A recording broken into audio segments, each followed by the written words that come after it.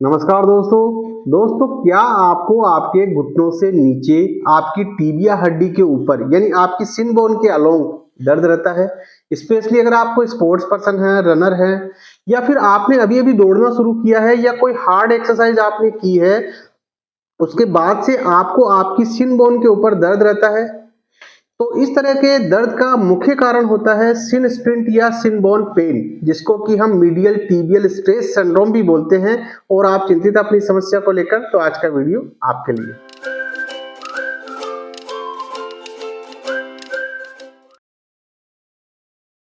मैं doctor CL सन स्वागत करता हूं आपका हमारे चैनल डॉक्टर सेन फिजियो में। और आज इस वीडियो में मैं आपको सिन बोन पेन, जिसको कि हम सिन स्प्लिंट या मीडियल टीबियल स्ट्रेस सिंड्रोम भी बोलते हैं, और ये एक आम समस्या है स्पेशली स्पोर्ट्स पर्सन, रनर्स और एथलेटिक्स में। तो इसके लिए एक ऐसा ही होम बेस्ड ट्रीटमेंट प्लान बताऊंगा जिसको आप आसानी से घर पे फॉलो कर सकते हैं, और जिसको करने से आपको 100% आराम आपकी सिन स्प्लिंट की समस्या में मिलेगा। और अगर आप इस प्लान को थोड़े समय के लिए भी रेगुलरली फॉलो करते हैं तो आप अपनी समस्या को कंप्लीटली रिजॉल्व करने में कामयाब होंगे और आप फिर से मैदान में दौड़ने लगेंगे। इसलिए मेरी आपको सलाह है कि वीडियो को बिल्कुल भी स्किप ना करें और एंड तक जरूर देखें। और चैनल पर पहली बार विजिट कर रहे हैं तो हमारे चैनल को सब्सक्राइब कर लें और बेल आइकन को दबा के और नोटिफिकेशन बेल पर क्लिक कर लें, क्योंकि ऐसे नॉलेजेबल कंटेंट्स हम आपके लिए लेकर आते रहते हैं। अब सबसे पहला सवाल आता है कि सिन स्प्लिंट की समस्या एक्चुअल में होती क्या है और ये समस्या क्यों होती है। तो एक्चुअल में हमारे पाँव के अंदर हमारे घुटने से नीचे एक हड्डी होती है जिसको कि हम टीबिया बोलते हैं, और उसको हम सिन बोन भी बोलते हैं। तो इस हड्डी के आसपास की जो मांसपेशियां हैं, टेंडन्स है, और इस हड्डी की जो कोशिकाएं हैं, जो ऊपर वाली कोशिकाएं हैं जिनको कि हम पेरिस्टियम बोलते हैं, जो कि हमारी हड्डी की आउटर कवरिंग होती है, वहां पे ओवर यूज की वजह से इन स्ट्रक्चर्स पे स्ट्रेस आने लगता है और उसकी वजह से इनमें इन्फ्लामेशन की समस्या हो जाती है, यानी इनमें दर्द और सूजन की समस्या रहने लगती है। और इसकी वजह से हमें हमारी टीबिया यानी हमारी जो सिन बोन है उसमें अंदर की तरफ यानी मीडियल साइड में हमें दर्द और सूजन की समस्या रहने लगती है। और फ्रेंड्स, इसी कंडीशन को बोलते हैं सिन स्प्लिंट या सिन बोन पेन या मीडियल टीबियल स्ट्रेस सिंड्रोम। सिन स्प्लिंट की जो समस्या है वो अधिकतर उन लोगों में होती है जो कोई ऐसी एक्टिविटी करते हैं, कोई ऐसी स्पोर्ट्स एक्टिविटी करते हैं जिससे उनके पैरों पे अत्यधिक स्ट्रेस आता है। स्पेशली अगर आप रनर हैं, कोई स्पोर्ट्स पर्सन है, या फिर कोई स्पोर्ट्स पर्सन है, उसने अभी अभी अपनी जो ट्रेनिंग प्रोग्राम है उसमें बदलाव किया है, अपनी एक्सरसाइजेस को उसने बढ़ाया है, या फिर कोई व्यक्ति है उसने अभी अभी दौड़ना शुरू किया है, या फिर अभी अभी किसी व्यक्ति ने कोई एक्सरसाइज प्रोग्राम ज्वाइन किया है और उसकी वजह से उसके पैरों पे अत्यधिक स्ट्रेस आ रहा है, तो ये समस्या अधिकतर इन लोगों में होती है। इसके अलावा कुछ छोटे मोटे और कारण भी हो सकते हैं, जैसे कि किसी व्यक्ति को फ्लैट फिट की समस्या हो, या किसी व्यक्ति की जो आर्चेस है वो रिजिड हो, तो उसकी वजह से भी उसको ये समस्या हो सकती है। और अगर आपको फ्लैट फिट की समस्या है तो उसके ऊपर ऑलरेडी हमने पहले से एक वीडियो बना रखा है, लिंक मैंने ऊपर आई बटन पे दे रखी है, आप जाकर निश्चित रूप से उस वीडियो को देख सकते हैं और उन एक्सरसाइजेस को आप फॉलो कर सकते हैं। उससे फ्लैट फिट की समस्या में आपको काफी अच्छा फायदा मिलेगा। इसके अलावा कोई व्यक्ति दौड़ते समय प्रॉपर तरीके से फुटवेयर यूज नहीं करता है, सही तरीके के जूते नहीं पहनता है दौड़ते समय, तो उसकी वजह से भी उसको ये समस्या हो सकती है। तो ये तो थे कुछ मुख्य कारण जिसकी वजह से ये समस्या हो सकती है। और एक्सरसाइज शुरू करने से पहले, एक्सरसाइज बताने से पहले, ट्रीटमेंट प्लान बताने से पहले मेरी आपको सलाह है कि अगर आपको भी आपकी टीबियल या सिन बोन के ऊपर दर्द की समस्या है तो अपने नजदीकी फिजियोथेरेपिस्ट या डॉक्टर से अवश्य परामर्श करें। और अगर आपको मेरे से कंसल्ट करना है तो आप वीडियो कॉल करके 1 to 1 मेरे से कंसल्ट कर सकते हैं, जिसका नाम मात्र का शुल्क लगता है। अब आपका ज्यादा समय नहीं लेते हुए शुरू करते हैं, डिस्कस करते हैं ट्रीटमेंट प्लान। ट्रीटमेंट प्लान का जो सबसे फर्स्ट पॉइंट आता है फ्रेंड्स, वो आता है रेस्ट। मान लीजिए अगर आपको अभी भी ये समस्या स्टार्ट हुई है, आपको अभी भी सिन स्प्लिंट की जो दिक्कत है वो शुरू हुई है, आपकी सिन बोन में जो दर्द है वो शुरू हुआ है, तो मेरी आपको सलाह है कि ऐसी कोई एक्टिविटी नहीं करें जिससे उस पर फिर से स्ट्रेस आए। अगर आप कोई स्पोर्ट्स एक्टिविटी कर रहे हैं या दौड़ रहे हैं तो मेरी आपको सलाह है कि कुछ समय के लिए, जब तक आपकी सिन स्प्लिंट की जो समस्या है वो ठीक नहीं हो जाती है, तब तक आप ऐसी कोई स्पोर्ट्स एक्टिविटी नहीं करें और अपने पाँव को कंप्लीटली रेस्ट दें। कई बार गलती क्या होती है कि कई स्पोर्ट्स पर्सन है, जो रनर्स हैं, उनको जब सिन स्प्लिंट की दिक्कत होती है और उसके बाद भी अगर वो दौड़ना चालू रखते हैं, अपनी स्पोर्ट्स एक्टिविटी चालू रखते हैं, तो उसकी वजह से कई बार स्ट्रेस फ्रैक्चर आपकी टीबिया हड्डी में हो जाते हैं और ये समस्या आगे चलकर एक बड़ा रूप ले लेती है। इसके बाद ट्रीटमेंट प्लान का अगला जो पॉइंट आता है वो आता है फ्रेंड्स आइस मसाज। जहां पे भी आपको दर्द और सूजन की समस्या है आपकी सिन बोन के ऊपर या उसके अलोंग, जहां पे भी आपको दर्द और सूजन की समस्या है वहां पे आप 5 से 10 मिनट आइस मसाज कर सकते हैं। आइस मसाज दिन में 2 से 3 बार करनी है और आइस मसाज करने से आपका जो दर्द और सूजन की जो समस्या है उसमें इंस्टेंटली आराम मिलेगा।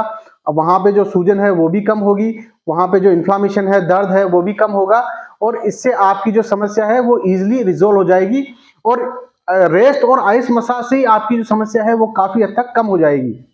तो अगर आपको इनिशियली ये समस्या है तो कम से कम 5 से 7 दिन अपने पाँव को रेस्ट दीजिए और आइस मसाज कीजिए। अब ट्रीटमेंट प्लान का अगला जो पॉइंट आता है वो आता है फ्रेंड्स मसाज। मसाज आपको तब शुरू करनी है जब आपका जो दर्द है वो काफी कम हो गया है, अब दर्द है वो हल्का फुल्का है, अब हम उस पे मसाज शुरू कर सकते हैं। मसाज करने के मैं 3 तरीके आपको बताऊंगा। पहला तरीका तो है कि सिंपली आप चाहें तो कुछ ऑयल या क्रीम अपने हाथ पे लगा के और सिंपली आपकी जो सिन बोन के अलोंग है उस पे आप इस तरीके से हल्के हाथ से 5 से 10 मिनट मसाज कर सकते हैं। इसके अलावा दूसरा तरीका है कि हम चाहें तो इस तरीके का एक मसाज रोलर यूज कर सकते हैं और उस मसाज रोलर से भी हम इस तरीके से 5 से 10 मिनट मसाज कर सकते हैं। इसको भी आपको हल्के हाथ से करना है जितना आपको सहन हो। और तीसरा तरीका है जो कि अधिकतर स्पोर्ट्स पर्सन यूज करते हैं और वो है फोम रोलर। फोम रोलर से मसाज करना काफी एफिशिएंट है और अधिकतर स्पोर्ट्स पर्सन फोम रोलर का ही यूज करते हैं। और फोम रोलर से मसाज करने के लिए हम क्या करेंगे, हम इस तरीके से इस फोम रोलर को हम हमारे घुटने से नीचे लगा लेंगे और फिर हम इस तरीके से क्वाड्रीपोड पोजीशन में आ जाएंगे और फिर हम हमारे पैर को इस तरीके से पूरा आगे और पीछे घुमाते हुए हम हमारी जो शिन बोन के अलोंग है इस तरीके से हम मसाज करेंगे। इसमें हम चाहेंगे तो हम हमारे पाँव को अंदर और बाहर भी रोटेट कर सकते हैं, यानी हम बाहर की तरफ भी इस तरीके से मसाज कर सकते हैं और अंदर की तरफ भी इस तरीके से मसाज कर सकते हैं। इससे एक इफिशिएंट तरीके से हमारे शिन बोन के अलोंग मसाज होगी और इस तरीके से हम 5 से 10 मिनट मसाज कर सकते हैं। इस तरीके से ये तीनों तरीके से मसाज करने से आपकी जो मसल्स है उसमें फ्लेक्सिबिलिटी बढ़ती है और इससे जो अधेंशन बन रहे हैं वो ब्रेक होंगे और इससे भी काफी अच्छा फायदा आपको इस समस्या में मिलेगा। और अगर आपको इस तरीके का फोम रोलर या मसाज रोलर परचेज करना हो तो लिंक मैंने नीचे डिस्क्रिप्शन बॉक्स में दे रखी है और इसके अलावा शॉपिंग लिंक पे जाकर भी आप इनको परचेज कर सकते हैं। इसके बाद ट्रीटमेंट प्लान का अगला जो पॉइंट आता है वो आता है फ्रेंड्स एक्सरसाइज। एक्सरसाइज हमें तब शुरू करनी है जब हमारा दर्द है वो काफी हद तक कम हो चुका है और अब हम हमारी मसल्स को एक्टिवेट करने के लिए एक्सरसाइज शुरू करेंगे। तो इसमें जो सबसे फर्स्ट एक्सरसाइज हम करेंगे वो करेंगे हम एंकल मूवमेंट एक्सरसाइज। और उन एक्सरसाइज को करने के लिए हम क्या करेंगे, हम इस तरीके से सिंपली अपना फोम रोलर है उसको हम हमारे पाँव के नीचे इस तरीके से लगा लेंगे। इसमें ध्यान ये रखना है फ्रेंड्स कि आपकी जो एडी है वो खुली रहनी चाहिए इस तरीके से, यानी आप चाहें तो फोम रोलर यूज कर सकते हैं, आपके पास फोम रोलर नहीं हो तो उसकी जगह तकिया भी यूज कर सकते हैं। और फिर आप क्या करें, आप अपने पंजे को इस तरीके से पूरा ऊपर खींचेंगे और पूरा नीचे करेंगे, पूरा ऊपर खींचेंगे और पूरा नीचे करेंगे। इस तरीके से पहले आप आगे और पीछे मूवमेंट करेंगे, फिर आप अपने पंजे को इस तरीके से गोल गोल घुमाएंगे, इस तरीके से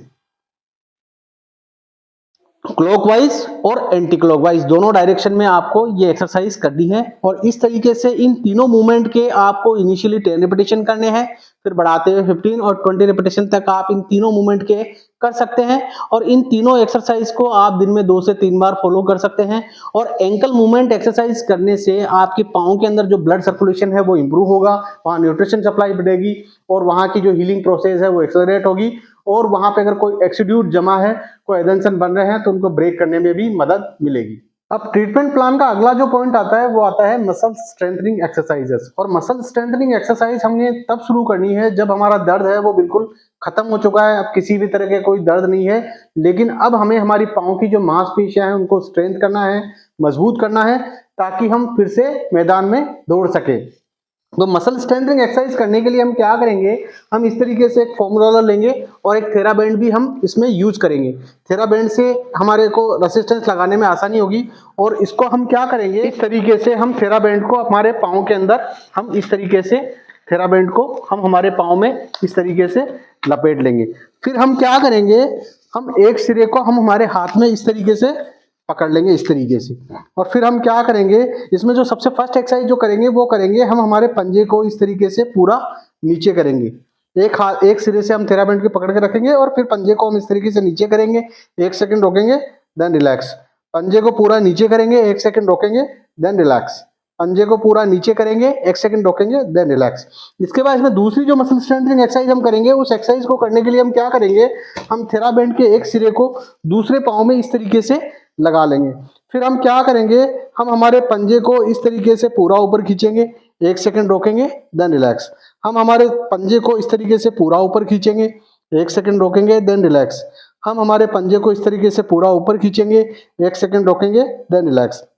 इस तरीके से आप इन दोनों एक्सरसाइज के इनिशियली 10 रिपीटेशन करेंगे, फिर बढ़ाते हुए 15 और 20 रिपीटेशन तक आप इन दोनों एक्सरसाइज के कर सकते हैं। और इन दोनों एक्सरसाइज को करने से आपकी पांव पैर की जो मांसपेशियां हैं वो स्ट्रेंथ होगी और उससे काफी अच्छा फायदा आपको इस समस्या में मिलेगा। इसके बाद ट्रीटमेंट प्लान का अगला जो पॉइंट आता है वो आता है स्ट्रेचिंग एक्सरसाइजेस। स्ट्रेचिंग एक्सरसाइज भी हमको साथ में फॉलो करनी है ताकि हमारी जो मसल्स हैं उनकी फ्लेक्सिबिलिटी बने और ये समस्या हमको बार बार परेशान नहीं करे। तो इसमें 2 तरह की स्ट्रेचिंग एक्सरसाइज मैं आपको बता रहा हूँ। इसमें पहली जो स्ट्रेचिंग एक्सरसाइज है उसको करने के लिए हम क्या करेंगे, वो हमारी जो इंटीरियर जो मसल्स है उनको स्ट्रेच करने के लिए है। और उसको करने के लिए हम क्या करेंगे, हम इस तरीके से हम हमारे घुटनों के बल आ जाएंगे। फिर हम क्या करेंगे, हम हमारे पंजों को इस तरीके से बाहर की तरफ रखेंगे थोड़ा सा, है ना, और फिर हम इस तरीके से पूरा नीचे बैठ जाएंगे। और इस तरीके से जब हम बैठेंगे तो हमारी जो आगे की जो मांसपेशियां है वो ऑटोमेटिकली स्ट्रेच होगी। और इस तरीके से इस पोजीशन को आप 30 सेकंड से लेकर 1 मिनट तक होल्ड कर सकते हैं। और इस तरीके से आप वापस रिलैक्स होने के लिए इस तरीके से ऊपर आ सकते हैं, या चाहें तो आप इस तरीके से आगे जा सकते हैं और फिर वापस इस पोजीशन में आ जाए और फिर वापस अपने पैरों पे इस तरीके से बैठे। इससे आपकी जो मसल्स है सामने वाली वो ऑटोमेटिकली स्ट्रेच होगी। और इस तरीके से आप 30 सेकंड से लेकर 1 मिनट तक होल्ड कर सकते हैं और इनिशियली 2 से 3 रिपीटेशन आप इस स्ट्रेचिंग एक्सरसाइज के कर सकते हैं। इसके बाद इसमें अगली जो स्ट्रेचिंग एक्सरसाइज है वो है हमारी काफ मसल्स को स्ट्रेच करने के लिए। अगर हमारी जो काफ मसल्स है वो टाइट हो तो उसकी वजह से भी ये समस्या हो सकती है। तो उसको स्ट्रेच करने के लिए हम क्या करेंगे, हम हमारे एक पैर को इस तरीके से सीधा कर लेंगे, जिस भी पैर को हमको स्ट्रेच करना है आप स्ट्रेचिंग बेल्ट को इस तरीके से अपने पंजे में लगा लें और फिर स्ट्रेचिंग बेल्ट की मदद से अपने पंजे को इस तरीके से ऊपर की तरफ खींचे और 20 काउंट करने तक 20 काउंट करने तक होल्ड करें। 1 2 3 4 5 6 7 8 9 10 11 12 13 14 15 16 17 18 19 20 देन रिलैक्स।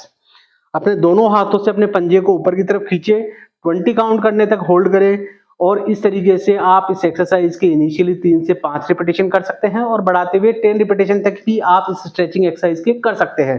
और इन दोनों स्ट्रेचिंग एक्सरसाइज को करने से आपके पैर की जो मांसपेशियां हैं वो फ्लेक्सिबल होंगी और ये समस्या आपको बार बार परेशान नहीं करेगी।